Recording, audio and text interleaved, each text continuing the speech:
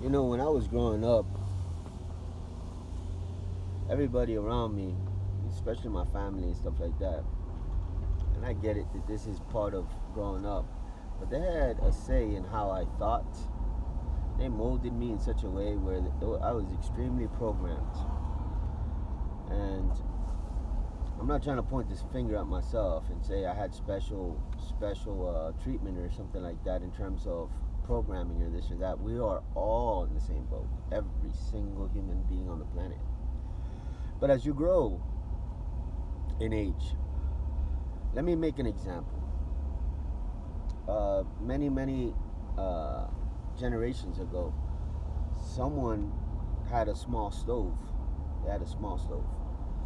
And so they had to cut, let's say, a pig in half in order to fit their stove. And so many generations ago, when electricity, wasn't, it was just found out. It was kind of new, kind of thing. So they just have these new things going on, and to us, it's common. And then the next generation, same thing, right?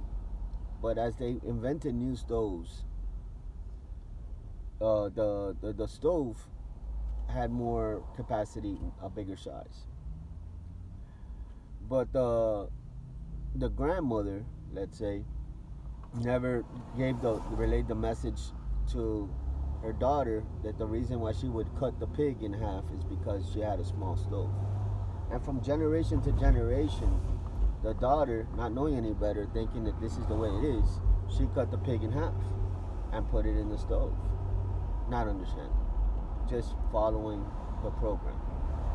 And all the way to the present in 2022, some people are still following traditions of what their forefathers did back in the day, not understanding why they did what they did, and just saying, well, this is the way my mother taught me. This is the way her mother taught her. So, what am I saying? I'm using that as an example to say that we are programmed by society when we should be programmed by God. Because the program of human beings is faulty in design. First of all, the program of human beings, there's limits to it. Let's start by there. There's things that my mother, she can't surpass because that's all the knowledge she has. And so even if I wanted to ask deep questions or hard questions, she might not even know the answers to it. But guess what they do? A lot of them. They act like they know the answer and they tell you something that is just not true. For example, I was a kid. True story. I was a kid and I heard thunder. And the thunder was really, really loud. And I was in my grandparents' room. And I said, oh man, what was that? You know what my grandfather told me?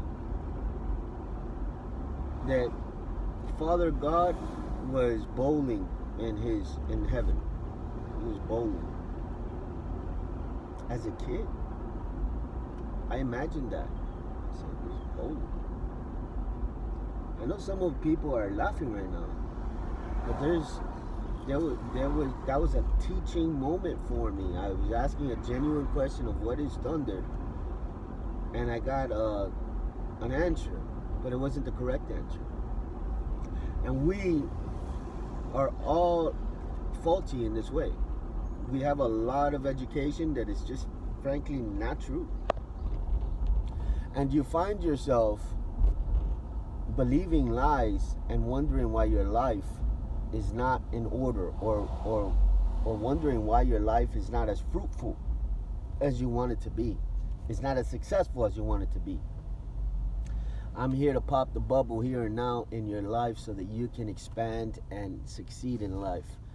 It's your mentality. You have strongholds, you have traditions, you have programming, you have things that your parents taught you that, quite frankly, and it doesn't have to be your parents, it could be whoever, your cousin, your uncle, this, that, and the other.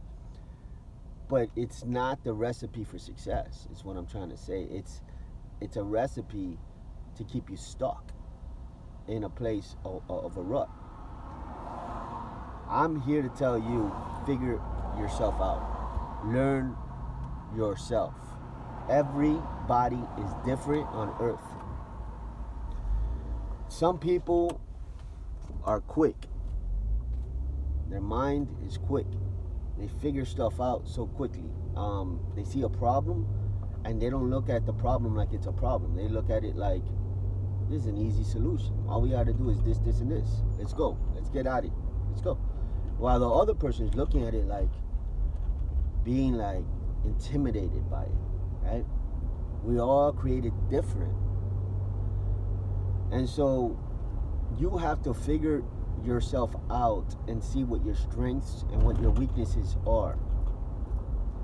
That's the first key that I wish people would teach children and teach the population, is not to have a one structured mindset and say fit in this box, and if you don't fit in this box, then evidently something's wrong with you. Let's put them in special ed classes. Let's nonsense, because all the geniuses never fit in the box. All the geniuses, Albert Einstein, they thought he was dumb. He never fit in the box, right? But you could very well be a genius, and I'm being serious. And in society, because Satan is the god of this world, according to the Bible, right? So he created the programs, guys. He created the box. And trust me when I tell you that box is not for you, it's against you. Okay? So a lot of people have a lot of education, all these books and history and this and that. And they know how to quote people that once lived a long, long time ago, and so-and-so said this, and I quote, blah, blah, blah, blah, and they say what they said. And these people are considered smart people, intelligent people, just because they could quote another smart person, quote unquote, and say what they said hundreds of years ago. I don't like that box. I don't know about you. I didn't fit in that box. Okay, that box may be suited for some people. Some people excel in that box. Some people are really good at that box. But what happens to people like me? We feel inferior. We feel like something's wrong with us because we don't understand that box. But you know what I am? I'm very creative. I'm creative. I've studied myself. I've looked at myself good and hard, and I'm still figuring myself out. Okay, because you don't get there. You don't arrive. You're always figuring stuff out. You figure yourself out under pressure. That's when you figure yourself out, mostly, because pressure will allow your true colors to come out, because you're like, man, I gotta figure this out. And then you see the potential that you have inside of you. Once you do figure it out, you're like, man, I did it. And you're like, yeah, you have it in you. But it's just digging in, grabbing that potential, and using it on any given occasion where you don't have to be under pressure. For example, Will Smith. He says that nobody can outlast him on a treadmill. Right? He said he challenges anybody on planet Earth to run on a treadmill longer than him. He really believes that. Now, it's more so what he's told himself up here that makes that a statement that he believes. And what he's told himself is this. And these are his words, not mine. He said, you know why I will outlast anybody? People are like, why? It's like, it's not so much that I'm in the best shape. I know that's what people think. It's not so much that I'm so agile or this or that. He said, the reason why I'll outlast anybody is that I'm willing to die. Literally. I'm willing to die on that treadmill before I get off of it before you. And many people will not push themselves to that point. He said, but I will. And the mentality of I'm willing to die to get this accomplished pushes him in lengths that the normal body would say, Okay, I'm done here. The Navy SEALs, they say when you feel like giving up, you're 40% done. I have a police officer behind me. Hold on. The Navy SEALs say that when you feel like giving up for the first time on any task, you're really just 40% done. Meaning you spent 40% of your energy at that point. 40%. You have 60% left in the reserve tank to keep on going in that task. Everybody goes through that grunt work to where they feel like I don't feel like doing this. Yesterday I was teaching my son how to read, and just 5 minutes into it, he's like, "Are we done yet?" Like he wanted to give up. But he has a lot more in him to keep going. But I have to put incentive in it for him, so that he will keep going. For example, like I say, well, do more with me, and then you'll get some video games. Then it's like something switched up in the brain, and then it's like, yes, I'll keep going. But it's no different with us adults. It's like, give yourself an incentive to keep going in that thing that you know is positive for your life. You know, and often this up here, it can be tweaked. Right? You can tell yourself the things that, because it's you know you. And the programming here is for you to play at your strengths, not other people's box, right? You get to know yourself, and you're looking at life, you're looking at obstacles, you're looking at challenges, and now it's time to get from where you're at to where you want to be. And a good thing to do is to get a paper and a pen, right, and make sense out of everything.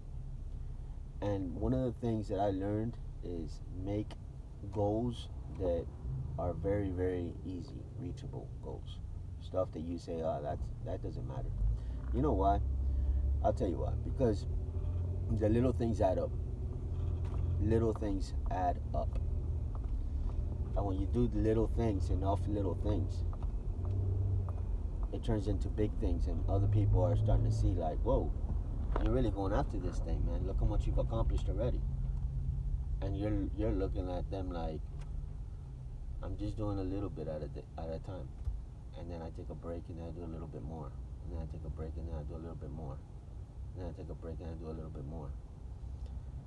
And in the consistency of doing a little bit more, a little bit more, a little bit more starts to add up, right? Because little drops will fill the bucket. In the beginning, it'll look laughable. In the beginning, it'll look like, really? But eventually, when they gas out, because they wanna pour into the bucket so that the bucket could overflow real quick. But what happens with them is that they're exerting all of their energy all in one shot, right? So what happens is that when they reach half of the bucket, so to speak, they look and they're like, man, I gave it all I have, and all I got was half the bucket. Screw this. I'm not going on. It's not worth it. I gave it all I had. I have nothing else. So it's like, when you give it all you have, then comes the replenishment, in terms of like, you start to get filled up, but they don't see the sacrifice worthy of the reward. That's why they give up. But like I said, you do it little by little by little. You don't even feel it, but you're moving. And, So, and I used to have the opposite mentality, guys. I used to feel like all or nothing. Gotta be big or go home. I used to have that mentality. Most of us do have that mentality. But most of us don't have what we want. So we see something defective in the way we think. And I wonder if it's that, and I believe it is. It's training yourself to do the things that you can do, and just keeping it consistent enough to where you get to the finish line, and then beyond, even beyond the finish line. Hope this video helps you guys. Yeah, it's a motivational video, and it's one of those videos that don't be programmed by the world, don't be programmed by people, but you yourself take out the garbage out of your brain, out of your mind, take out the weeds, take out the traditions that you go by, but you know what? It's like, why am I even doing this? You're like, well, because I was taught to do this. Yeah, but what do I get out of it? Like, what does it produce? Nothing. What's the point? So anyways, guys, God bless you, and keep winning.